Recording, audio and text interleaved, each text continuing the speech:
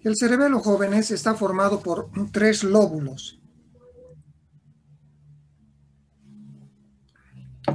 Esta es una visión o una vista desde arriba. Esta parte que están viendo de adelante se conoce con el nombre de lóbulo anterior, el lóbulo anterior, el lóbulo anterior. Y esta parte que están viendo hacia atrás es el lóbulo posterior, el lóbulo posterior. En la parte anterior del lóbulo anterior, en la parte anterior del lóbulo anterior, se encuentra el tercer lóbulo, que lo vamos a pintar para que se entienda.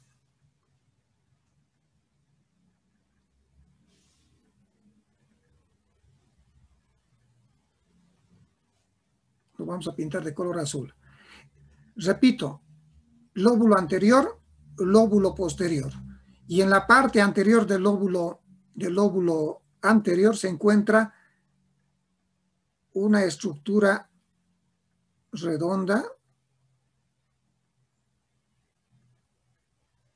llamado el nódulo. Y a los lados se encuentra el flóculo.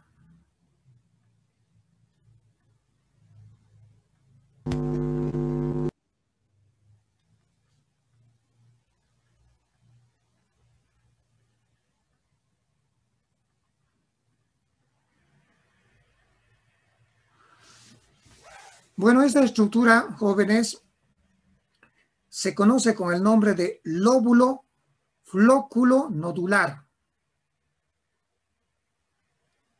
Repito, en la parte media está el nódulo y a los lados se encuentran los flóculos.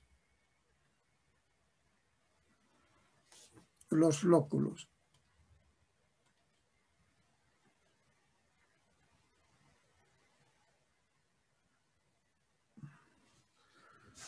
Bueno, en resumen, podemos decir entonces que el cerebelo está formado por 3 lóbulos.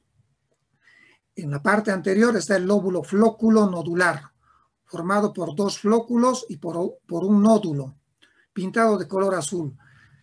Un poquito más hacia atrás se encuentra el lóbulo anterior del cerebelo, lóbulo anterior del cerebelo. Y en la parte posterior se encuentra el lóbulo posterior. El lóbulo posterior. Vean, mírenme, si nosotros lo estamos viendo así, así lo estamos viendo de arriba, lo estamos viendo al cerebelo, cara superior. Si nosotros lo vemos al revés, es decir, viendo desde abajo, así, la cara inferior, también nos va a presentar los 3 lóbulos. La cara inferior del cerebelo está formado por el lóbulo anterior. El lóbulo anterior, esta cosita que es de color azul es el lóbulo flóculo nodular. Repito, 2 flóculos a los lados y un nódulo, color azul. Y hacia atrás el lóbulo posterior del cerebelo, el lóbulo posterior del cerebelo. Los 3 lóbulos del cerebelo, lóbulo flóculo nodular, lóbulo anterior y lóbulo posterior. ¿Comprendido hasta ahí? Sí, doctor. Sí, doctor.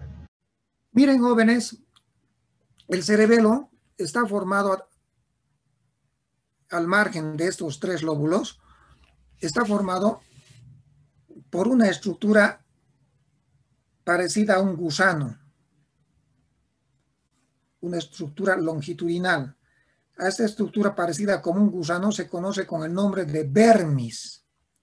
El vermis, ¿de acuerdo? El vermis. Tenemos vermis que se puede ver en la cara superior y también el vermis en la cara inferior. Entonces, el cerebelo está formado por 2 hemisferios cerebelosos, 1 y 2. A su vez, estos hemisferios cerebelosos están formados, como ya saben, por el lóbulo flóculo nodular, por el lóbulo anterior y por el lóbulo posterior. 2 hemisferios cerebelosos, unidos en la parte media por el vermis cerebeloso. el vermicerebeloso. Entonces, habiendo hecho este preámbulo, vamos diciendo que anatómicamente el cerebelo se divide en 3 lóbulos. El lóbulo flóculo nodular, que lo he borrado, el lóbulo anterior y el lóbulo posterior.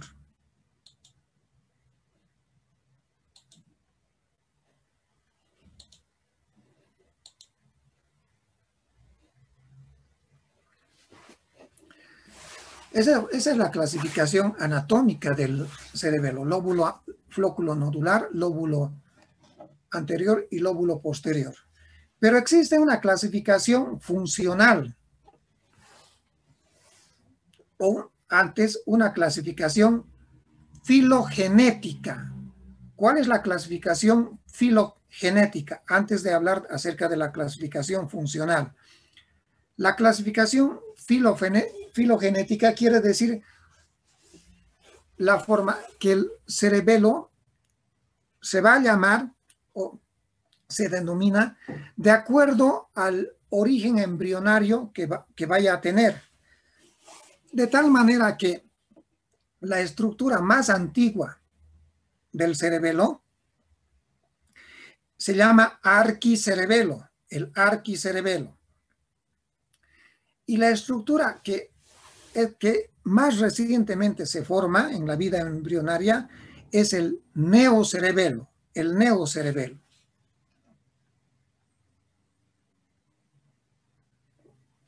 Ya. Entre los dos se encuentra el paleocerebelo. El paleocerebelo. Jóvenes, el arquicerebelo, ¿a qué corresponderá? ¿A qué lóbulo anatómico? Flóculo nodular. Flóculo nodular.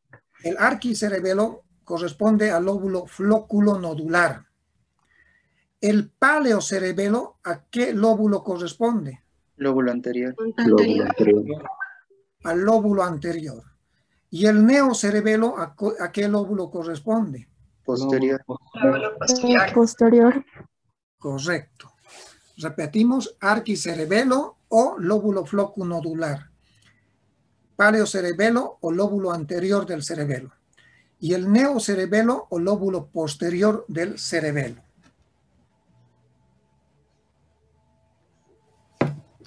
Así estas estructuras, jóvenes, va a llegar información de distintas estructuras. Así, por ejemplo, al lóbulo flóculo nodular o arquicerebelo llega información del sistema vestibular, ¿ya? Por eso también al arquicerebelo se conoce con el nombre de cerebelo vestibular desde el punto de vista funcional.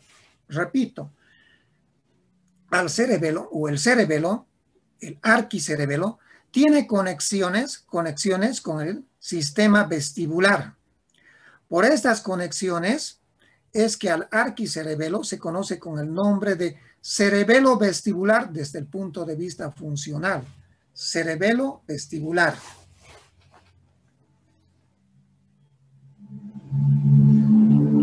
Y el cerebelo vestibular o arquicerebelo o lóbulo flóculo nodular, ¿qué función cumple? Es responsable de nuestro equilibrio. Equilibrio.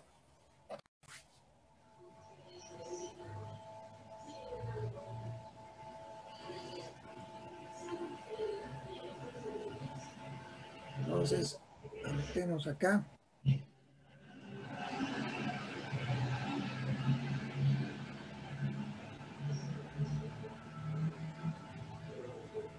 Equilibrio. El paleocerebelo, ¿qué también se llama?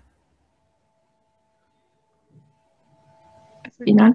Lóbulo anterior. Lóbulo anterior. Lóbulo anterior.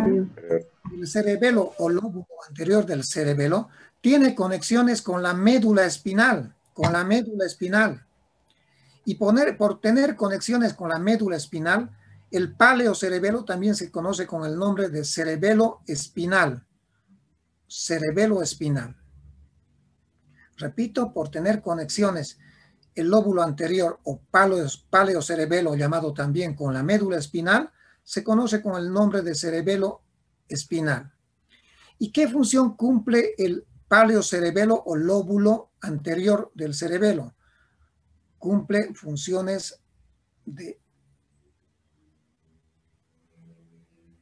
la marcha y la postura.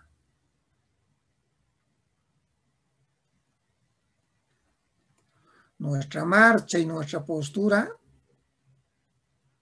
dependen de nuestro lóbulo anterior. Bien, el neocerebelo, o llamado también, ¿qué cosa? Lóbulo posterior. Posterior. Tiene conexiones con el cerebro, ¿ya?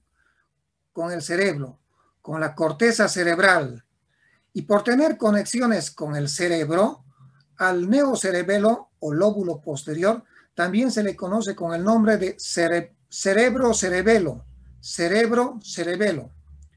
¿Y qué funciones cumple el neocerebelo o lóbulo posterior? Coordina nuestros movimientos voluntarios.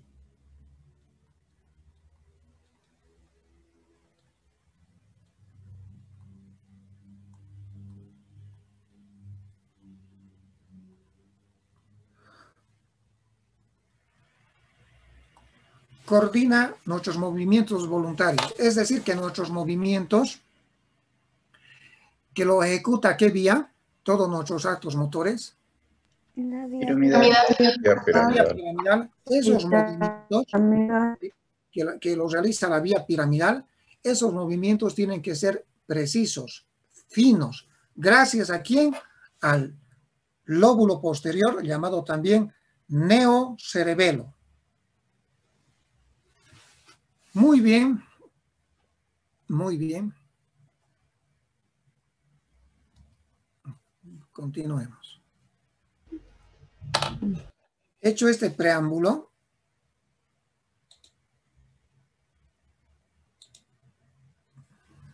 tenemos que hablar ahora sí de la patología. Ya hemos hablado de la anatomía muy resumidamente. Ya hemos hablado de la función de estos tres lóbulos muy resumidamente.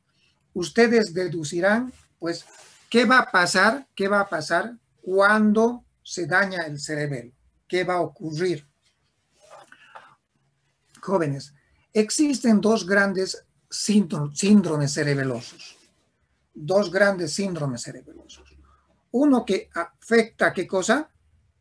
El vermis. La parte medial del cerebelo. El vermis del cerebelo. Principalmente afecta el vermis del cerebelo. ¿Cómo se llamará? Síndrome cerebeloso vermiano o medial. Síndrome cerebeloso vermiano o medial. Un lugar muy frecuente de ubicación en cuanto a los tumores cerebelosos en los niños. En los niños, los meduloblastomas, los ependimomas se ubican acá, en la parte medial. Pero este síndrome cerebeloso medial, si bien es cierto, afecta principalmente la parte medial, principalmente, jóvenes, también afecta, ¿qué cosa? Esto tienen que anotar, ¿qué afecta? El lóbulo anterior. ¿Lóbulo anterior? También afecta gran parte del lóbulo anterior. Y aquí adelante, ¿qué falta? El lóbulo Nodular. También afecta el lóbulo flóculo-nodular. Entonces podemos resumir diciendo, el síndrome cerebeloso medial principalmente afecta el vermis cerebeloso, la parte medial del cerebelo, pero también afecta el lóbulo anterior en gran parte y también afecta el lóbulo flóculo-nodular. El otro síndrome cerebeloso ya no se ubica en la parte media, sino se ubica ¿dónde? En los lados. En los lados. Y a este síndrome cerebeloso se conoce con el nombre de síndrome síndrome cerebeloso lateral o hemisférico. Lateral o hemisférico.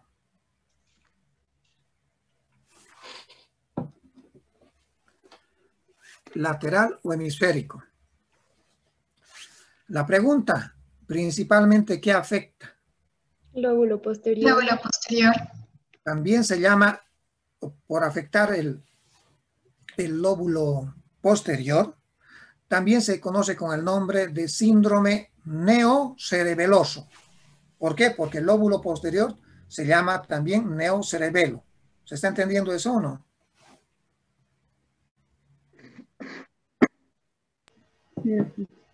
Saben ustedes que el lóbulo posterior se llama también neocerebelo, ¿ya? ¿Y por qué? El síndrome cerebeloso lateral compromete principalmente el lóbulo posterior. Por ese motivo también se llama síndrome neocerebeloso o síndrome del lóbulo posterior del cerebelo. Bien, bien. Ahora vamos a ver, jóvenes, la clínica. La clínica, ¿qué ocurre cuando se presenta un daño en la parte medial del cerebelo? ¿Qué ocurre? Un tumor cerebeloso. Hemos dicho que principalmente el lóbulo flóculo nodular se encargaba de ¿qué? Equilibrio. Del equilibrio. ¿Y el lóbulo anterior de qué se encargaba? Postura y marcha. Postura y marcha. Pues entenderán ustedes que la principal clínica del síndrome cerebeloso medial que compromete el vermis, que compromete el lóbulo flóculo nodular y que compromete el lóbulo anterior, va a ser pues alteraciones del equilibrio y de la marcha. Del equilibrio y de la marcha. ¿Qué tienen en cuanto a las alteraciones de la marcha estos pacientes jóvenes? No pueden caminar en línea recta. No pueden caminar. No pueden caminar. Se les dice que caminen en línea recta, difícil, se van de un lado hacia otro. Tienden a tener una marcha lateralizada. Se inclinan hacia un lado. Vean cómo ocurre acá. Al paciente se le dice que vaya caminando en línea recta, pero llevando su pie en línea recta hacia adelante. Marcha punta a talón. Se le dice que vaya marchando. Vean, hagan de cuenta que mis manos son mis pies. Se les dice que vaya marchando en línea recta así.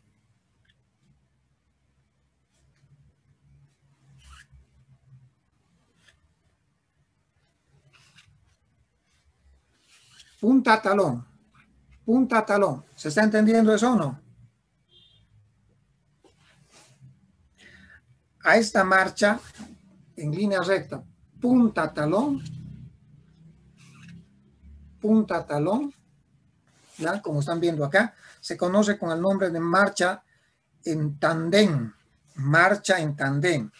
Y la marcha en tandem es difícil que lo realice un paciente que tiene daño en el cerebelo. Ustedes han visto en las películas, han visto también en las noticias o en las redes sociales cuando los policías detienen a un sospechoso que ha consumido bebidas alcohólicas. ¿Qué les dicen? Que caminen en línea recta. Les hacen hacer esta marcha. Y desde luego que un paciente que ha tomado bebidas alcohólicas en cantidades considerables o moderadas no va a poder realizar la marcha en tandem. No va a poder realizar su marcha en línea recta. Marcha en tandem. Otras veces, jóvenes, ¿qué otra clase de marcha puede presentar el paciente con daño cerebeloso medial o vermiano? El paciente separa los pies. Hagan de cuenta que mis manos son mis pies. Separa y va taloneando. Otra vez. Normalmente caminan así, caminamos así. Pero el paciente que tiene daño del cerebelo medial, algunas veces, les decía, para lograr un equilibrio, para que no se caiga, pues separa sus pies. Y esta marcha, separando los pies y taloneando, se llama marcha atáxica con aumento de la base de sustentación. Marcha atáxica, marcha desordenada quiere decir, con aumento de la base de sustentación. ¿Por qué se dice con aumento de la base de sustentación? Porque les decía, el paciente normalmente, si camina, como nosotros caminamos normalmente así, ¿ya? El paciente que tiene daño de la parte medial o vermis, pues para no caerse, aumenta su base de soporte, aumenta su base de sustentación, separa las piernas, separa los pies y va caminando taloneando con los talones, así.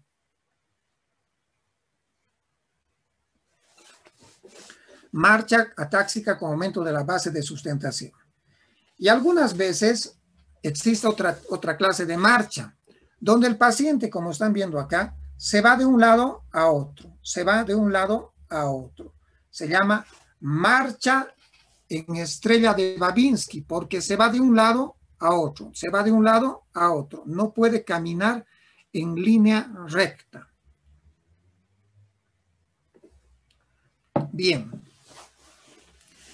Es importante decir, jóvenes, que en el paciente con daños del cerebelo no hay romber. ¿Saben qué es el romber? Cuando un paciente está parado, se le dice cierre los ojos y el paciente se cae. Generalmente cae hacia atrás o algunas veces hacia adelante. ¿Ya? En el paciente con daño cerebeloso no hay romber. El romber se presenta por lesión del cordón posterior de la médula espinal y por daño del sistema vestibular. Pero en el paciente con cerebelo con daño no hay romber. Hay lateropulsiones, desequilibrios, pero romber no hay. ¿Qué otra alteración se presenta en el paciente que ha tenido un daño de la parte medial? El nistagmus. ¿Saben qué es el nistagmus, no?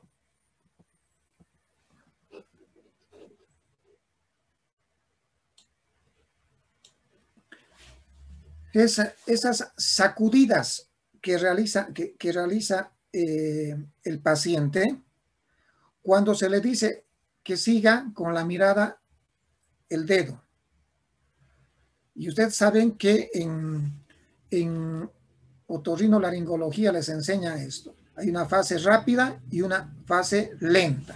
Estas pequeñas sacudidas que presenta el paciente pueden ser signo de daño del cerebelo medial, del vermis.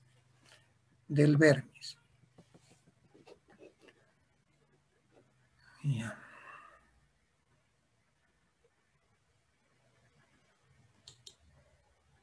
Vamos hablando ahora del síndrome lateral o síndrome hemisférico. O lateral, o ¿qué también se llama?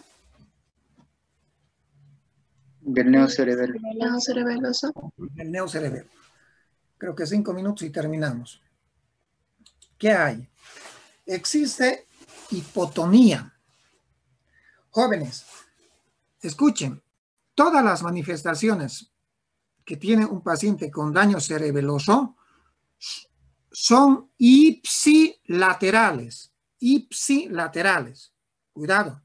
Cuando hablamos de la vía piramidal, les decía cruzado, ¿no es cierto?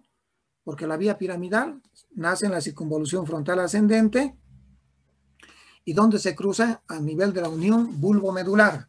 De tal manera que si un paciente tiene un daño de la vía piramidal del lado izquierdo, todas las manifestaciones van a ser en el lado Derecho. Derecho. En el síndrome cerebeloso, todas las manifestaciones son ipsilaterales. Todas, ¿ya? Si un paciente, por ejemplo, tiene hipotonía, tiene dismetría, etcétera, etcétera, esas manifestaciones son ipsilaterales. Ipsilaterales. Volvamos. ¿Qué manifestaciones se presentan en un paciente con daño del neocerebelo o daño de la parte lateral del cerebelo, o síndrome hemisférico, o síndrome neocerebeloso, o síndrome, como bien dicen, del lóbulo posterior? Hipotonía. En el lado afectado, en el hemicuerpo afectado, va a existir hipotonía muscular. Repito, ipsilaterales, todas las manifestaciones. Esta hipotonía se acompaña de hiporreflexia. Hiporreflexia. También existen los llamados reflejos pendulares. Reflejos pendulares.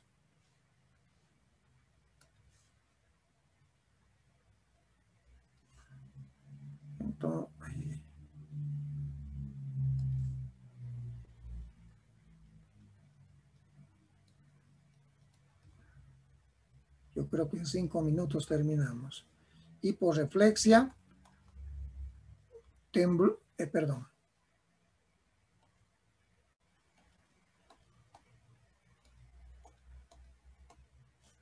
Reflejos, les decía, pendulares. Estos reflejos pendulares se parecen mucho a la hiperreflexia del síndrome piramidal. Se parecen porque ustedes golpean los tendones y el paciente parecería que tuviera una hiperreflexia, es decir, que los reflejos estuvieran vivos o exaltados, los reflejos osteotendíneos. ¿Cuál es la diferencia? Que en el síndrome piramidal, la hiperreflexia se acompaña, los reflejos osteotendíneos vivos o exaltados. En el síndrome piramidal se acompañan ¿de qué? De hipotonía. Hipertonía. De hipertonía. En el síndrome piramidal, en la segunda fase del síndrome piramidal, que es la que mejor define que existe, hiperreflexia, hipertonía, ¿recuerdan o no? Babinski. Entonces, esa es la diferencia, que estos reflejos pendulares, que prácticamente son reflejos osteotendíneos exaltados, tienen un fondo de hipotonía, a diferencia del síndrome piramidal, donde los reflejos osteotendíneos tienen hipertonía. En el síndrome piramidal,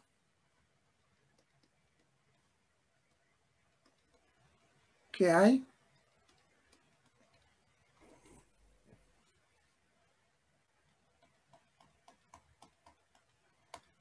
Hay también reflejos osteotendíneos vivos, pero no se olviden que hay hipertonía.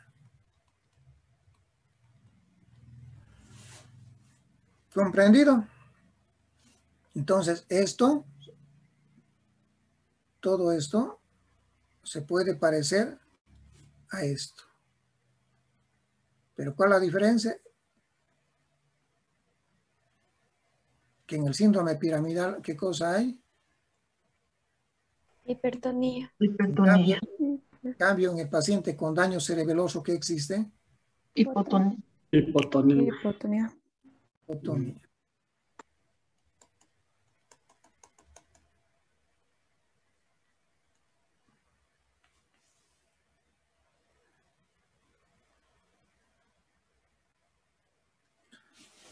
Bueno, sigamos. Que además de hipotonía, hiporreflexia, reflejos pendulares presentes, que también existe.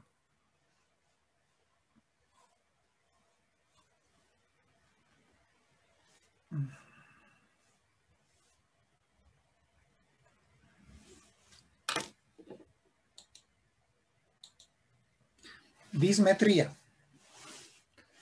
Dismetría significa que el paciente no puede medir un determinado acto motor.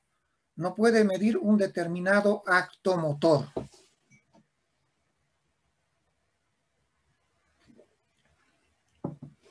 El paciente no coordina.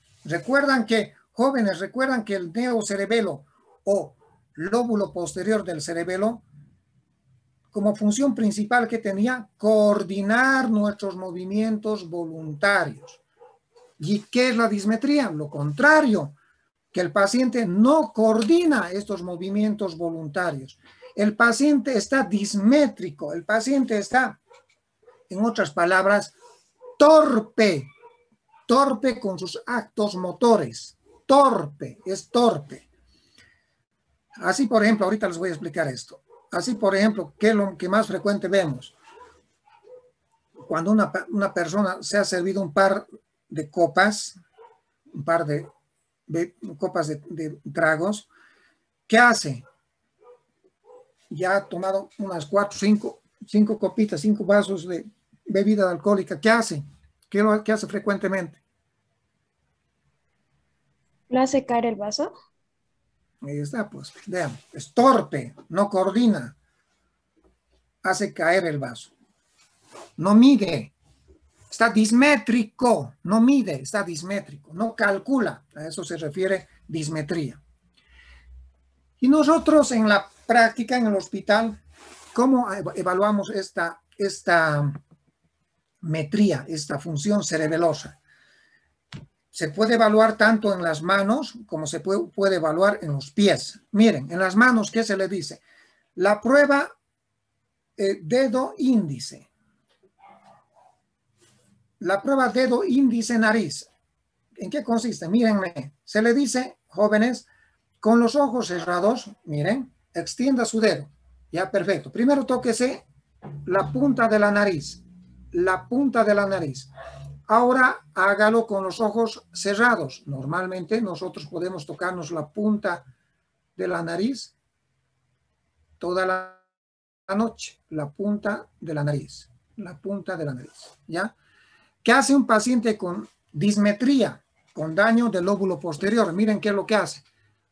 Cierre los ojos, le decimos, tóquese con la punta de su dedo, la punta de su nariz. Miren qué es lo que hace. No, pues hágalo bien.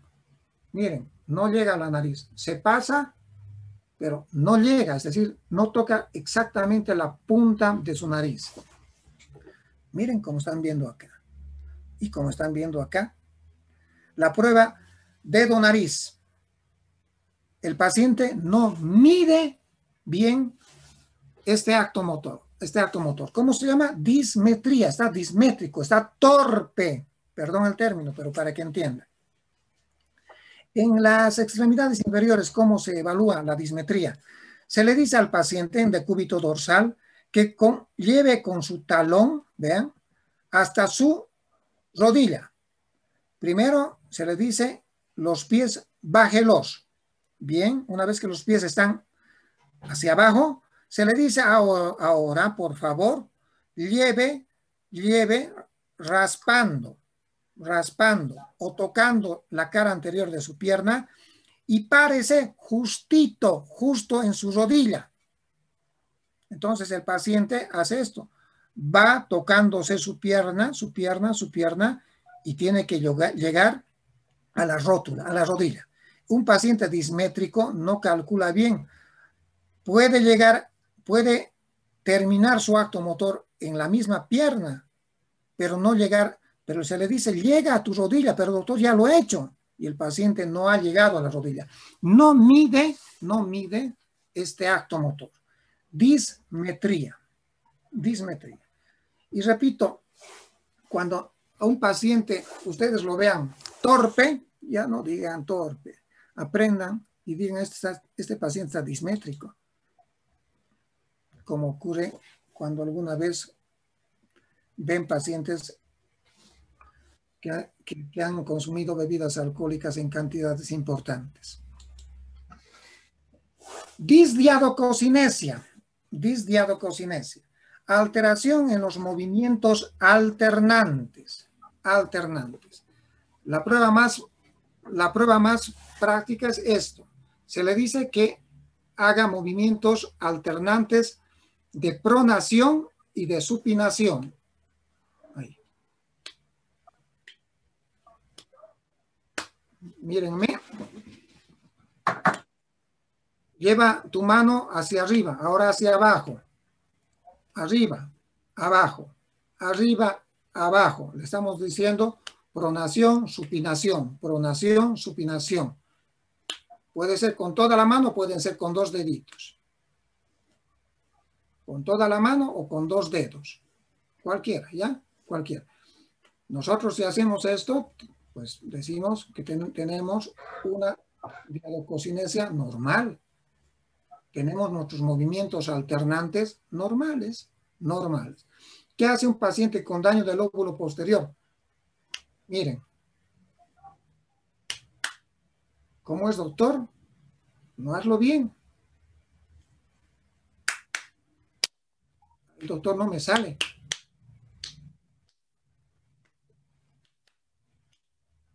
Entonces no puede realizar coordinadamente estos movimientos alternantes de pronosupinación.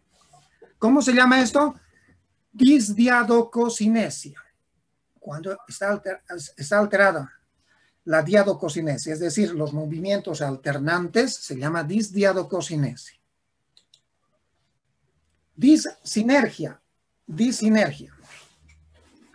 La disinergia. Una alteración en la coordinación de los movimientos voluntarios.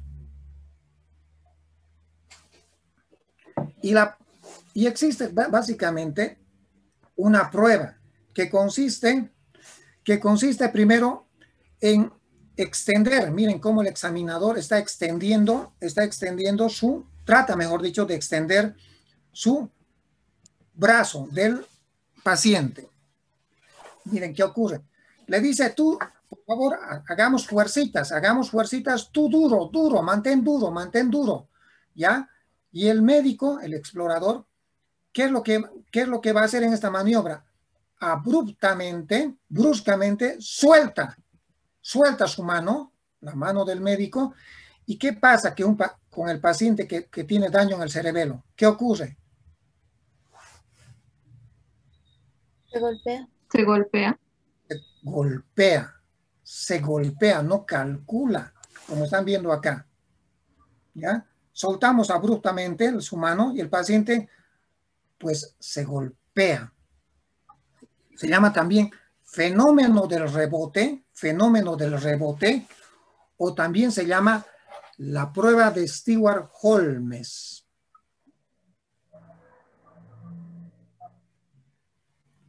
Sí, hagamos aquí.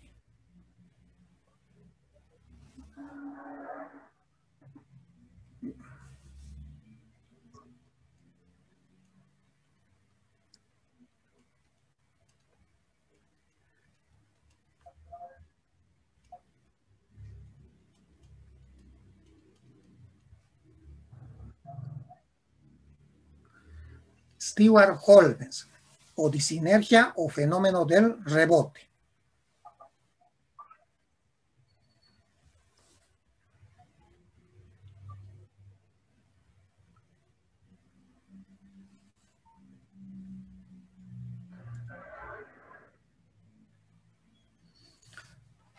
Sigamos.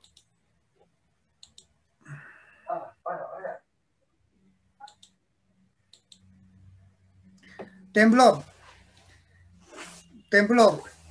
¿Qué tipo de temblor tiene un paciente con daño del cerebelo? Les he enseñado hace unas 3 clases de temblor.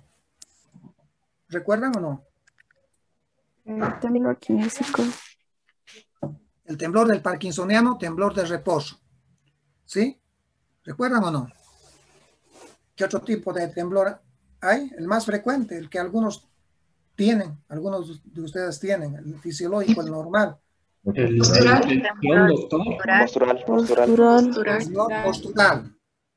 Y el tercer temblor, les decía, el temblor del cerebeloso. ¿Cómo se llama ese temblor? Temblor de Inéxito, de acción o de intención, correcto. ¿Están ustedes Listos para su examen hasta acá. Listos están. Kinésico. De acción, ¿qué también les decía? O de intención. Ese es el temblor. ¿Y qué característica tiene el temblor del paciente cerebeloso? Estos son lo mismo, ¿no? Kinésico, de acción o de intención es lo mismo. Significa un temblor del paciente con daño cerebeloso. ¿Y cuál es la característica de este temblor? Que se presenta al final del acto. Final del movimiento. Están viendo, como están viendo, un paciente que tiene un daño del cerebelo, al finalizar una acción, por ejemplo, al agarrar un vaso, tiembla. El temblor kinésico de acción o de intención, llamado también, es un temblor que se presenta al finalizar un acto motor. En este caso, por ejemplo, ¿qué ocurre? El paciente está normal, mírenme, el paciente está normal, pero cuando va a agarrar el vaso, miren, al finalizar, es decir, al agarrar el vaso, presenta el temblor. Bien. ¿Qué más?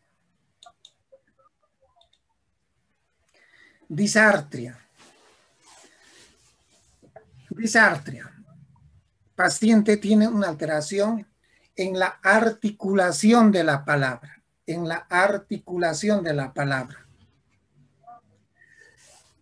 Es una alteración en la intensidad, es decir, las palabras que el paciente tiene, el paciente cuando está disártrico, la velocidad y el tono, el volumen con el cual va a emitir las palabras un paciente disártrico es distinto. Tanto la intensidad de las palabras, ¿ya? El volumen, les decía, el sonido de las palabras es distinto. Es decir, por ejemplo, acentúa algunas palabras más que otras. Más que otras. Por ejemplo, puede decir, ahí leamos nomás. Lea qué es lo que dice en la diapositiva. El paciente dice, síndrome. Miren cómo acentúa las palabras, algunas sílabas. Síndrome cerebeloso. Hipotonía. Dismetría. La velocidad está alterada. El volumen de las palabras está alterado. Es una alteración en la articulación de la palabra. Disartria. Y a la disartria del paciente que tiene daño en el cerebelo se conoce con el nombre de disartria cerebelosa o palabra escándida.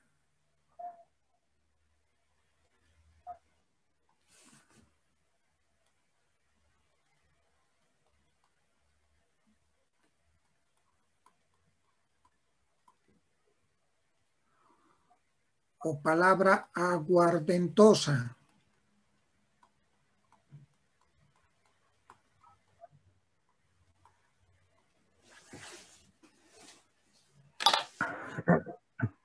Ya.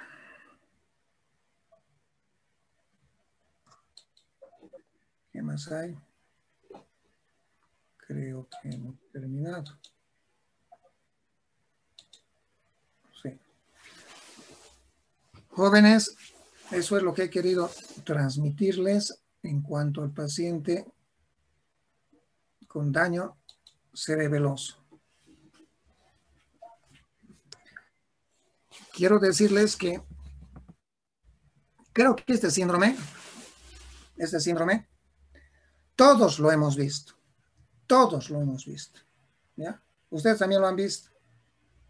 ¿Lo han visto? ¿En quiénes lo hemos visto? Se supone que entre ustedes no se han visto, ¿no? Pero sí en la calle lo hemos visto.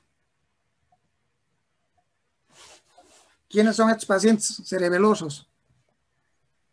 pacientes etílicos. ¿En los borrachitos? Los borrachitos. Toda la signos sintomatología que tienen los borrachitos es cerebelo, daño del cerebelo. Entonces, cuando ya están subidos de traguitos, ¿qué pasa? Están intoxicando el cerebelo. Están intoxicando el cerebelo. ¿Y qué es lo que pasa? Al comienzo, ¿qué es lo que ocurre? Alegría, ¿no es cierto? Están compartiendo. Después, ¿qué viene? Cuando ya se ponen torpes, ¿qué vienen? No miden, pues hacen caer las cosas, las botellas, que también, los vasos, rompen vasos. Perdón. ¿No? Andan rompiendo botellas, vasos. ¿Qué también hacen? ¿Van al baño? Un ratito voy a ir al baño. ¿Van derechito? ¿Van rectito o no? No van rectito, pues van chuequito, ¿no es cierto? Caminando de un lado a otro. Dicen, este ya está mamado, ya está borracho. ¿No? ¿Qué más hacen? Dismétricos, atáxicos. ¿Cómo hablan? ¿Cómo terminan hablando? Son cariñosos, ¿no es cierto? Hermanito. ¿Sí? Hermanito, yo te quiero mucho. ¿Sí? Y bla, bla, bla, bla.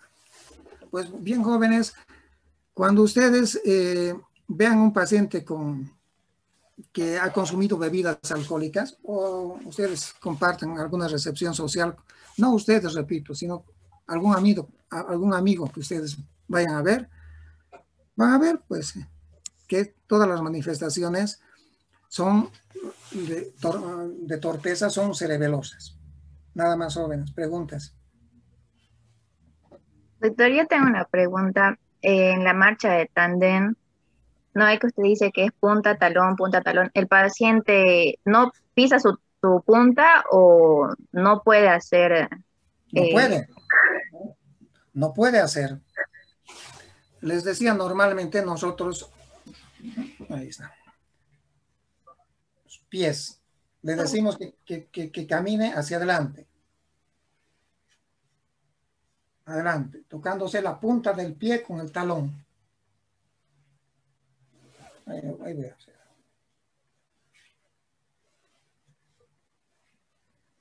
Sí, punta talón, punta talón. Entonces el paciente no puede caminar en línea recta, tocándose con la punta de su pie con su talón, con la punta de su pie con su talón. No puede hacer eso. Marcha en tándem. Gracias, doctor. Eso es lo que hacen, jóvenes. Les decía, vean pues en las redes sociales, cuando un policía, sobre todo en los Estados Unidos, les agarran, les dicen caminen en línea recta, les hacen hacer la marcha en tándem. Entonces no lo pueden hacer cuando están bebidos. ¿Alguna otra pregunta? Buenas noches, doctor. Y en cuanto a la etiopatogenia, ¿solamente van a ser producidos por tumores? No, bien que has preguntado. A ver, nosotros, por ejemplo, en este último mes hemos tenido 2 pacientes con tumores, un niño y una joven. Pero no solamente son tumores, también hemos tenido este mes un joven con un accidente cerebrovascular, las embolias, los derrames, las hemorragias intracerebrales pueden ubicarse en el cerebelo. La meningitis también puede producir daño del cerebelo. ¿Ya? Las intoxicaciones, como hemos dicho, alcohólica, puede producir también daño del cerebelo. Es decir, el cerebelo puede ser asiento de patología traumática. Vamos a hablar pronto del traumatismo encefalocraneano. Coágulos se pueden presentar en el cerebelo. Patología traumática, les decía.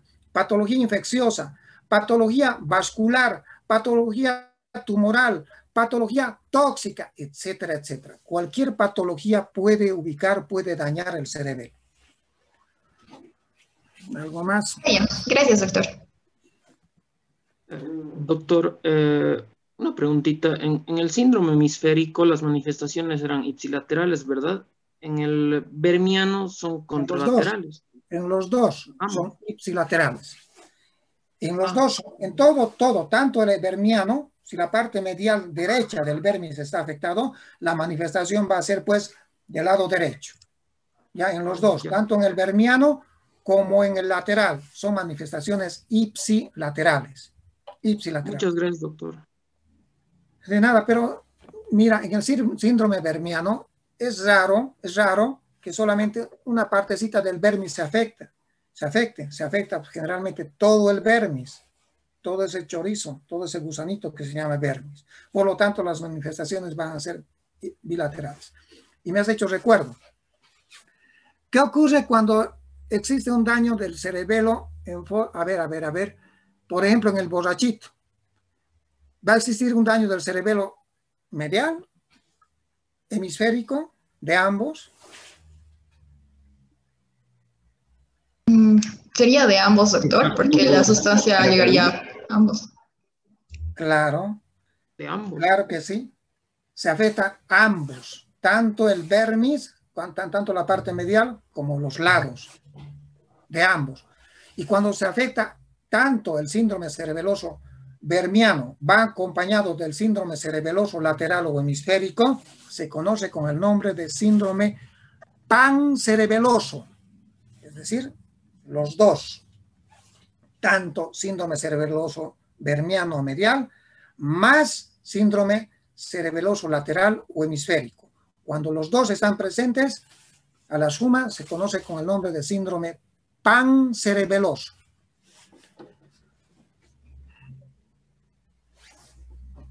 Ustedes son alumnos que no faltan, estoy viendo, y ya saben, yo me tomo la libertad de revisar al comienzo siempre la lista. Dale. Doctor, ¿y este síndrome solo se va a presentar por una intoxicación alcohólica o tiene otras etiologías más? ¿Cómo te llamas? Andrea, doctor. Andrea, creo que no has escuchado. Te he dicho las patologías que pueden afectar el cerebelo. Te he dicho tóxicas. A veces se golpean la cabeza hacia atrás, coágulos, patología traumática, hematomas. A veces te he dicho que se pueden presentar por accidentes cerebrovasculares, embolias, hemorragias cerebelosas. ¿Ya? Te he dicho también por patología infecciosa, meningitis, encefalitis. Y también te he dicho por patología tumoral.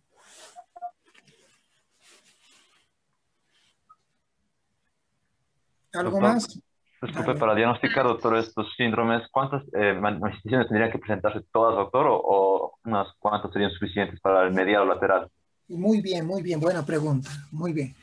A veces pueden presentarse la mayoría de estas manifestaciones, ¿ya? Pero a veces se puede presentar una o dos manifestaciones. Buena pregunta, ¿ya? No esperen que se presenten todas las manifestaciones. A veces se presenta una, a veces se presentan dos, o a veces se presentan todas las manifestaciones, todas.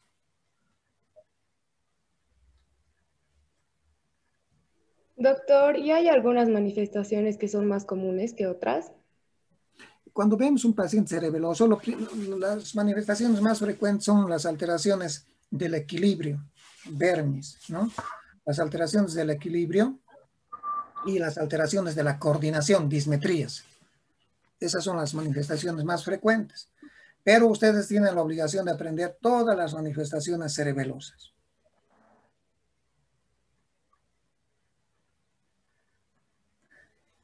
Ya, jóvenes, me alegra que hayan participado. Buenas noches. Una aclaración, por favor. Dentro de los síntomas de la hipotonía se acompañaba de lo que son los reflejos pendulares, ¿verdad? Sí.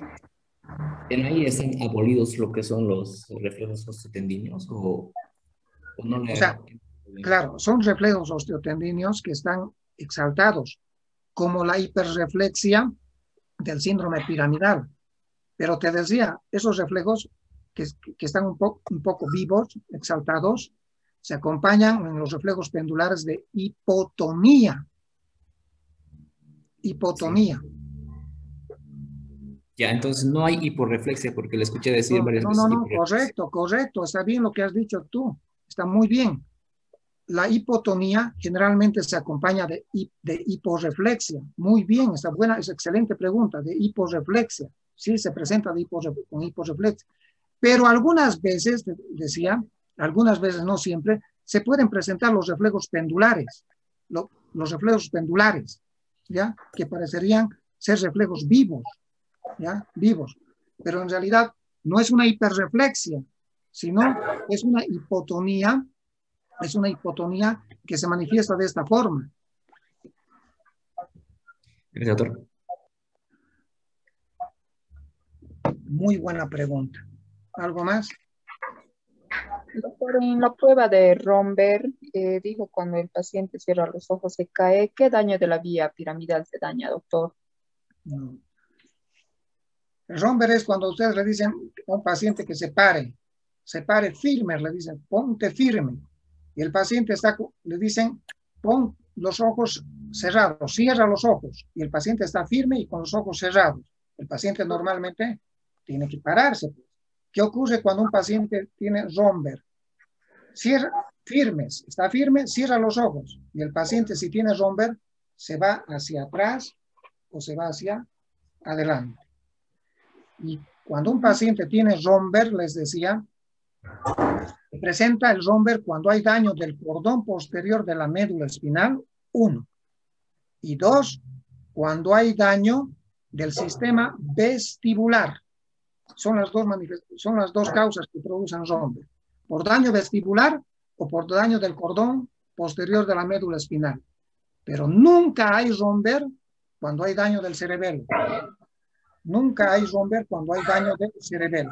Cuando hay daño del cerebelo, no hay Romberg, hay lateropulsión. El paciente que está con los ojos cerrados se puede ir a un lado, pero no cae hacia adelante ni hacia atrás. ¿Qué más, jóvenes? Gracias. Doctor, ¿y existe alguna forma de determinar la topografía de la lesión, como en el caso de las lesiones piramidales? Estamos hablando, jóvenes, no confundan, estamos hablando de cerebelo ahora, el que coordina los movimientos voluntarios, el que nos produce el equilibrio. ¿Ya? Sí, doctor, pero mi duda iba al hecho de que si, por ejemplo, presentáramos reflejos en péndulo en alguna de las extremidades, ¿nos daría eso una pista de alguna parte en específico del cerebelo o asumiríamos que todo eso? Los reflejos pendulares que pueden hacer confundir con una hiperreflexia no son, pues, jóvenes, y no son exclusivos. Algunas veces se pueden presentar, les he dicho. Algunas veces. Lo que más se presenta en un paciente con daño del cerebelo, le decía a una de sus compañeras, ¿qué es lo que más se presenta? Alteraciones del equilibrio y dismetrías. Pero no confundan los reflejos pendulares. Reflejos pendulares, tómenlo así solamente como concepto, ¿ya? Que pueden parecer una hiperreflexia. No es hiperreflexia. Los pacientes hacen así. Sus reflejos también parecerían una hiperreflexia. Pero no es una hiperreflexia, porque ya saben, como recién preguntó su compañero, en el síndrome cerebeloso hay hiporreflexia. Hiporreflexia, ¿ya? Los reflejos pendulares, por favor, tómenlo en cuenta como un dato más que todo teórico. Estoy viendo. Gracias. ¿Algo más? Doctor, yo tengo una duda hasta ahora y quisiera que me la aclare. Si tengo un paciente que llega y no puede abrir los ojos, ¿qué parte del cerebro estaría dañado? ¿A qué parte crees tú? Sí. Si el paciente tiene alteraciones en el equilibrio.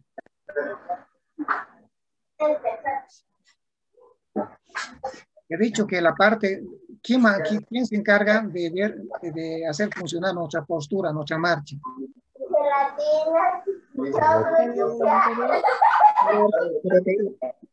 ¿Quién se encarga?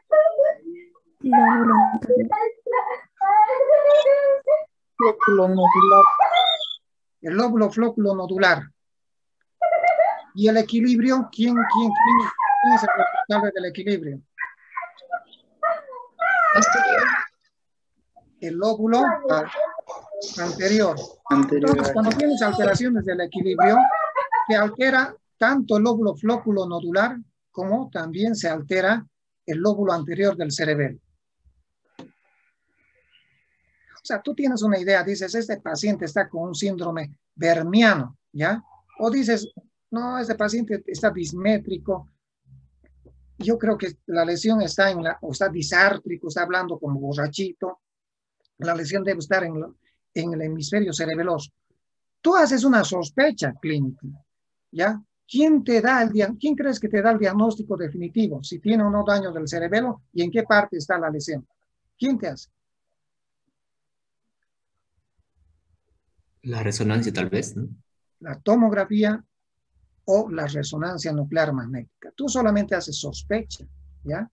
Y la tomografía o la resonancia magnética te va a decir, bien, no te has equivocado, has estado acertado con tu diagnóstico en cuanto a ubicación. Si el cuadro es de golpe brusco, el paciente tiene una clínica cerebelosa brusca, dirás, este paciente ha hecho un accidente cerebrovascular. Si el paciente está con fiebre, ya lleva algunos días ya de malestar general, fiebre, tiene daño cerebeloso, pensarás en algo infeccioso. Si se ha caído antecedente de trauma, dirás, este paciente debe tener un coágulo en el cerebelo, etcétera, etcétera. Ya. Listo, jóvenes, me alegra que participen. Entonces nos vemos el día jueves, pasado mañana. No se pierdan porque son clases básicas solo. Nos vemos hasta el día jueves. Hasta luego, doctor. Gracias. Hasta luego, doctor. Hasta luego, doctor. Gracias. Hasta luego, doctor. Hasta luego.